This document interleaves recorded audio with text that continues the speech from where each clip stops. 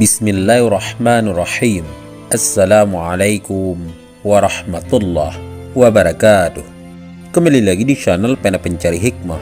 Kali ini kita akan bahas kisah Rabi'atul Adawiyah hingga para malaikat Allah iri kepadanya.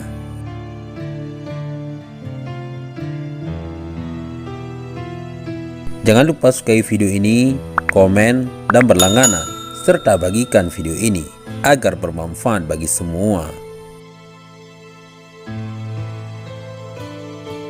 Ya Allah, jika aku menyembahmu karena takut kepada neraka, bakarlah aku di dalam neraka. Dan jika aku menyembahmu karena mengharap surga, campakkanlah aku dari dalam surga.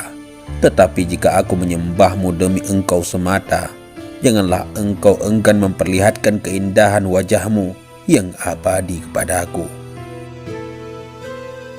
Sahabat Pena Pencari Hikmah, jika seseorang bertanya, mengapa engkau mensejajarkan Rabi'ah dengan kaum lelaki? Maka jawabanku adalah bahwa Nabi sendiri pernah berkata, sesungguhnya Allah tidak memandang rupa kamu, dan yang menjadi masalah bukanlah bentuk, tetapi niat seperti yang dikatakan Nabi. Manusia-manusia akan dimuliakan sesuai dengan niat di dalam hati mereka. Selanjutnya, apabila kita boleh menerima 2/3 ajaran agama dari Aisyah, maka sudah tentu kita boleh pula menerima petunjuk-petunjuk agama dari pelayan pribadinya tersebut. Apabila seorang perempuan berubah menjadi seorang lelaki pada jalan Allah, maka ia adalah sejajar dengan kaum lelaki, dan kita tidak dapat menyebutnya sebagai seorang perempuan lagi. Pada malam Rabi'ah dilahirkan ke atas dunia, tidak ada suatu barang berharga yang dapat ditemukan di dalam rumah orang tuanya. Karena ayahnya adalah seorang yang sangat miskin, si ayah bahkan tidak mempunyai minyak barang setetes pun untuk pemoles pusar putrinya tersebut. Mereka tidak mempunyai lampu dan tidak mempunyai kain untuk menyelimuti Rabi'ah. Si ayah telah memperoleh 3 orang putri, dan Rabi'ah adalah putrinya yang keempat. Itulah sebabnya mengapa ia dinamakan Rabi'ah. Pergilah kepada tetangga kita dan mintalah sedikit minyak sehingga aku dapat menyalakan lampu. Istrinya berkata kepadanya. Tetapi si suami telah bersumpah bahwa ia tidak akan meminta sesuatu jua pun dari manusia lain. Maka pergilah ia, pura-pura menyentuhkan tangannya ke pintu rumah tetangga tersebut, lalu kembali lagi ke rumahnya. Mereka tidak mau membukakan pintu. Ia melaporkannya kepada istrinya sesampai di rumah.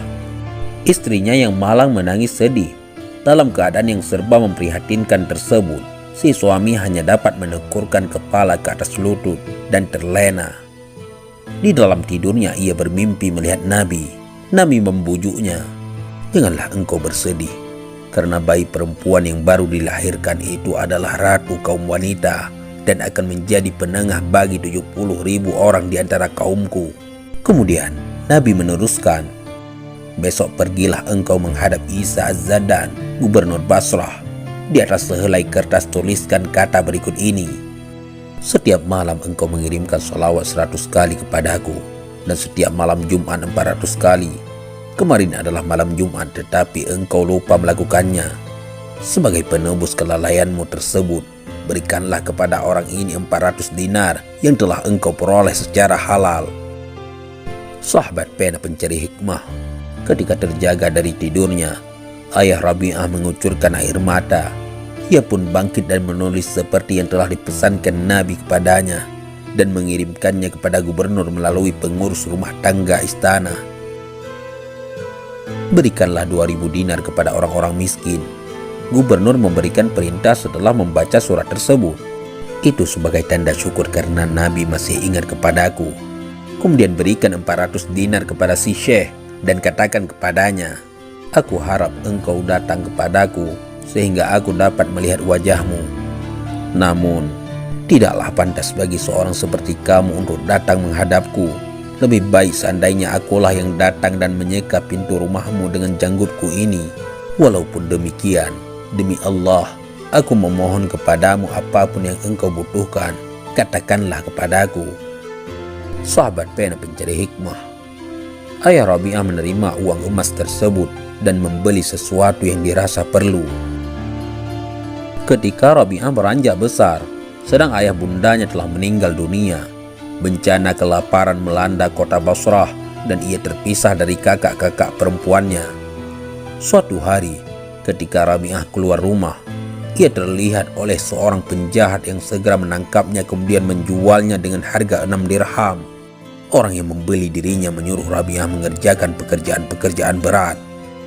Pada suatu hari, ketika ia berjalan-jalan, seseorang yang tak dikenal datang menghampirinya.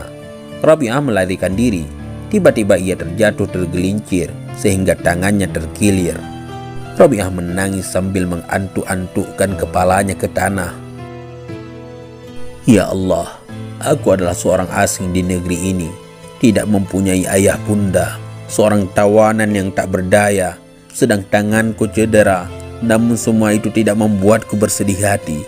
Satu-satunya yang kuharapkan adalah dapat memenuhi kehendakmu dan mengetahui apakah engkau berkenan atau tidak. Tidak lama kemudian, sebuah suara berkata kepadanya, Rabi'ah, janganlah engkau berduka.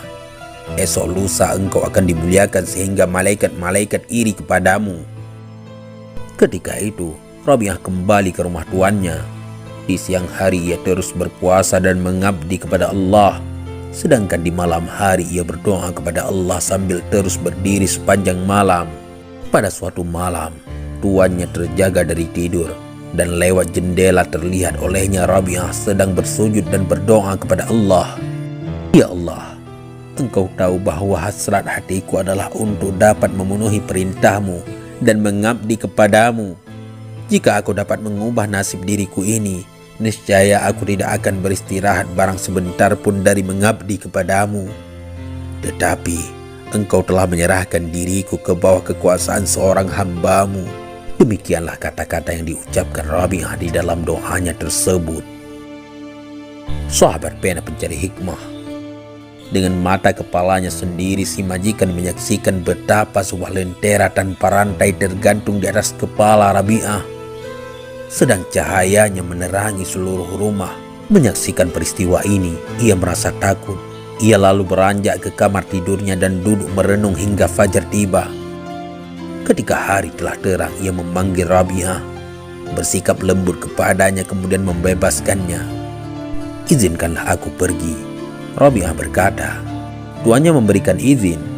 Rabi'ah lalu meninggalkan rumah tuannya menuju padang pasir, mengadakan perjalanan menuju sebuah pertapaan di mana ia untuk beberapa lama membaktikan diri kepada Allah. Kemudian ia berniat hendak menunaikan ibadah haji. Maka berangkatlah ia menempuh padang pasir kembali. Barang-barang miliknya dibuntalnya di atas punggung keledai. Tetapi begitu sampai di tengah-tengah padang pasir, keledai itu mati. Biarlah kami yang membawa barang-barangmu, lelaki di dalam rombongan tersebut menawarkan jasa mereka. Tidak, teruskanlah berjalan kalian, jawab Rabi'ah. Bukan tujuanku untuk menjadi beban kalian. Rombongan tersebut meneruskan perjalanan dan meninggalkan Rabi'ah seorang diri. Ketika itu, Rabi'ah berseru sambil mengadahkan kepala. Ya Allah, demikianlah cara-cara raja-raja memperlakukan seorang wanita yang tak berdaya di tempat yang masih asing baginya. Engkau telah memanggilku ke rumahmu, tetapi di tengah perjalanan engkau membunuh keledaiku dan meninggalkanku sebatang kara di tengah-tengah padang pasir ini. Belum lagi Rabi'ah selesai dengan kata-katanya ini, tanpa diduga keledai tersebut bergerak berdiri. Rabi'ah meletakkan barang-barangnya ke atas punggung binatang tersebut dan melanjutkan perjalanannya. Beberapa hari lamanya Rabi'ah meneruskan perjalanannya menempuh padang pasir. Sebelum ia berhenti, ia berseru kepada Allah, Ya Allah, aku sudah letih. Ke arah manakah yang harus kutuju? Aku ini hanyalah segumpal tanah sedang rumahmu terbuat dari batu. Ya Allah, aku memohon kepadamu, tunjukkanlah dirimu. Allah berkata ke dalam hati sanubari Rabi'ah, Rabi'ah, engkau sedang berada di atas sumber kehidupan 18.000 dunia. Tidakkah engkau ingat betapa Musa telah memohon untuk melihat wajahku dan gunung-gunung terpecah-pecah menjadi 40 keping? Karena itu, berasa cukuplah engkau dengan namaku saja. Wallahu a'lam bissawab. Mudah-mudahan ini semua bermanfaat. Assalamualaikum warahmatullahi wabarakatuh.